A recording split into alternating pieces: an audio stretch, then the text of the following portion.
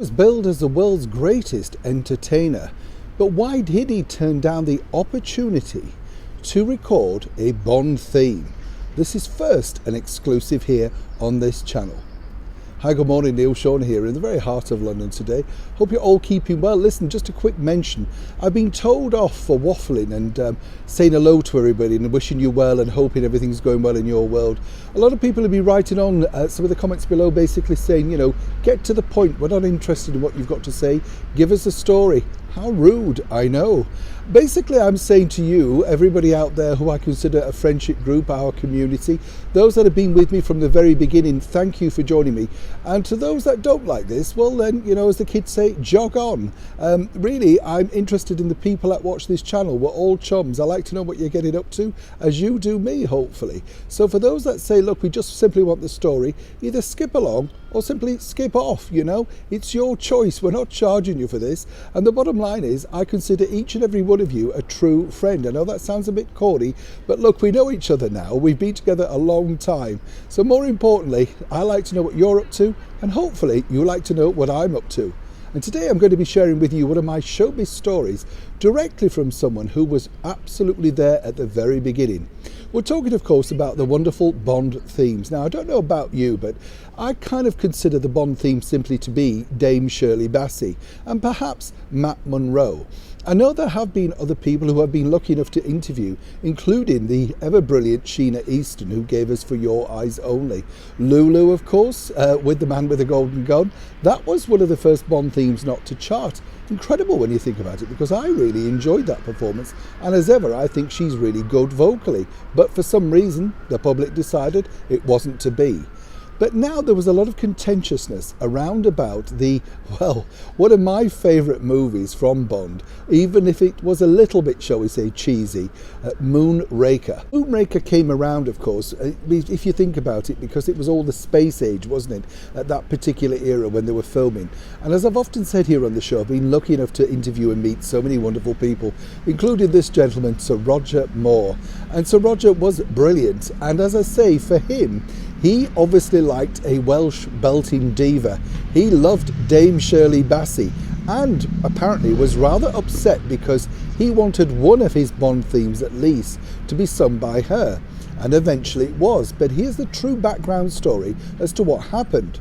Now, according to Sir Roger, really he was big friends with Frank Sinatra, and it was his friendship that almost secured Frank to sing the theme to Moonraker.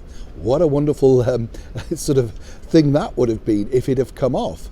But apparently one of the reasons why Frank didn't like the idea was this. According to Sir Roger, Frank couldn't quite get to grips with the fact that he would not really be seen in the theme, as it were. You know, now do you remember they often had dancing girls, silhouettes, that sort of stuff. But for Frank Sinatra, who was often billed as the world's greatest male entertainer, many people citing Judy Garland as the female version of that. Well, for Frank, he quite liked the song, quite like the idea, but according to Sir Roger, kind of lost interest when it didn't feature, guess what, Frank. And a lot of people couldn't quite make him understand. It wasn't about the theme tune, it was about the character, 007 James Bond. I wonder how that conversation went, don't you? And then they cast their eye across to another wonderful singer who's still with us, thankfully, the ever-brilliant Johnny Mathis. Now, Johnny Mathis was having another problem because he apparently didn't quite like the song. This was because he was trying to reinvent himself as a disco star by teaming up with the people that had gave us wonderful tracks like Le Freak and I Want Your Love, He's the Greatest Dancer, We Are Family, Chic. And that man, of course, was the one and only Nile Rodgers and Bernard Edwards at that time. That particular album never got released either, some problems there. So then they looked to another favourite of mine, the one and only and wonderful Kate Bush, who was considered very hot, very new and very in vogue. But sadly she'd started her world tour and didn't have the opportunity to record it. So apparently a chance meeting with John Barry and Dame Shirley Bassey in the Polo Lounge of the Beverly Hilton Hotel basically, well, secured it. But according to Sir Roger, he really pushed it along because he kept saying to the producers, if you want to have a hit, you've got to get Dame Shirley.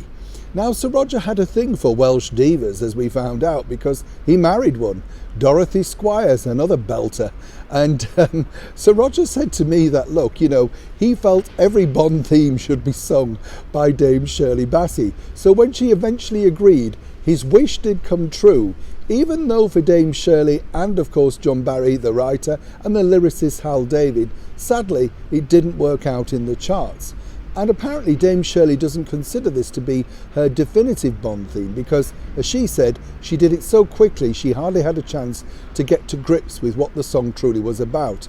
She is a true superstar, Dame Shirley Bassey, without a doubt. But isn't it nice to know that Sir Roger Moore, one of the definitive Bonds after Sean Connery for me, finally got his wish and got Dame Shirley to be, at least, his theme girl. Neil Sean in the very heart of London.